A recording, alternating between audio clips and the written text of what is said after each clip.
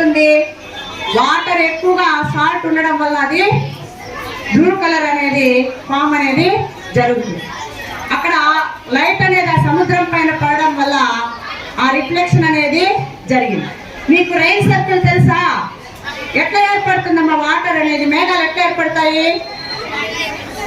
Water పైన ఆ ఎండ పడినప్పుడు అక్కడ నీళ్లు వేడయ్యి ఆవిరయ్యి ఆ మేఘాల ద్వారా వెళ్ళడంతో అక్కడ మనకు ఆకాశం అనేది ఫామ్ అవుతుంది. ఆ ఆకాశం కింద నుంచి వెళ్ళిన వాటర్ లో ఉండే లైట్స్ మనకు ఎక్కువ. సముద్రం ఎంత దూరం ఉంటుందమ్మా? మన చిత్తూరు అంత ఉంటుందా? చాలా పెద్దదిగా ఉంటుంది. కాబట్టి అక్కడ ఉండే నీరు ఆవిరై పైకి వెళ్ళడం వల్ల అక్కడ ఉండేవన్నీ మేఘాలు కూడా బ్లూ కలర్ లో ఫామ్ కావడం అనేది జరిగింది.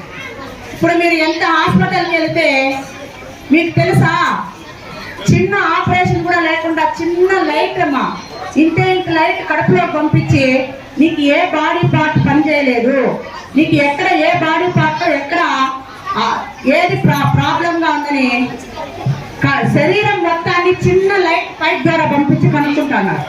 అది కూడా రామాయణంలో అప్పుడు ఆయన కనుక్కోకపోయి ఉంటే నీకు ఇప్పుడు ఎముకలు ఎదిగిపోయినాయి. మన చర్మం ఎంత లోపల ఉంటుందమ్మా? నీట్ ఉంటుంది, స్కిన్ ఉంటుంది కదా, అంత లోపల ఉండే ఇరిగిపోయిందే ఎముకలు ఎట్లా కనుక్కుంటున్నారు? Race, X-rays. ఓకేనా?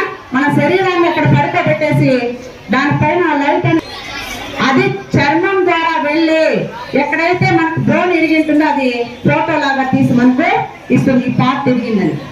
వాటిలో అయితే వాళ్ళకి సూపర్ పవర్స్ ఉన్నాయి కాబట్టి వాళ్ళు వెళ్ళిపోతారు పైకి. అలా హ్యూమన్స్ వెళ్ళాలంటే ఎలా అనేసి ఒక స్టూడెంట్ క్వశ్చన్ చేస్తాడు. అప్పుడు అడిగిన వాళ్ళందరూ చూసి నవ్వుతాడు అనమాట. సో వీడికి ఏమి తెలియదు, వీడి పిక్చర్ లాగున్నాడు అనేసి అంటాం. అలా వెళ్ళిన తర్వాత ఏం రావుతుందంటే ఒక 20 years తర్వాత ఆ చిన్నప్పుడు ఎవరైతే పిక్చర్లు అనుకున్నారో, ఎవరైతే మ్యాడ్ బాయ్గా ఉన్నారో వాళ్ళే రైట్ బ్రదర్స్ అయినారు అనమాట. ఇప్పుడు మనము ఏరోప్లైన్లో పోతున్నామా లేదా? సో ఏరోప్లైన్లో ఒక కంట్రీ నుండి ఇంకో కంట్రీకి చాలా ఈజీగా వెళ్ళిపోతున్నాం. అమెరికాకి వెళ్ళి వచ్చేస్తున్నాం అనమాట. 24 hours-లోనే 24 hours-లో ఇండియాలో ఉండేది అమెరికా వెళ్ళిపోతున్నారు, అమెరికా నుండి ఇండియాకి వచ్చేస్తున్నారు.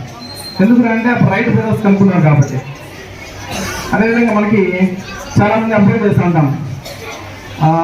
ఆపిల్ ఉంది కదా, ఆపిల్ వచ్చి టాప్ నుండి బాటంకి ఎందుకు పడుతుంది, బాటం నుండి పైకి పోవచ్చు కదా అనేసి అందరూ ఎవరికి ఆలోచన రాలా.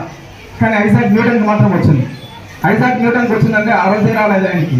ఆయన బ్రెయిన్ అంతా ఏమిటంటే ఆలోచనలే ఉంటాయి ఎప్పుడు. ఆయన బ్రెయిన్ అంతా మనం ఏదో ఇన్నోవేటివ్ చేయాలనేసి అలా ఆయన ఏం చేశారా అంటే గ్రావిటేషన్ లాగా పెట్టాను అనమాట సార్ ఐజాక్ న్యూటన్.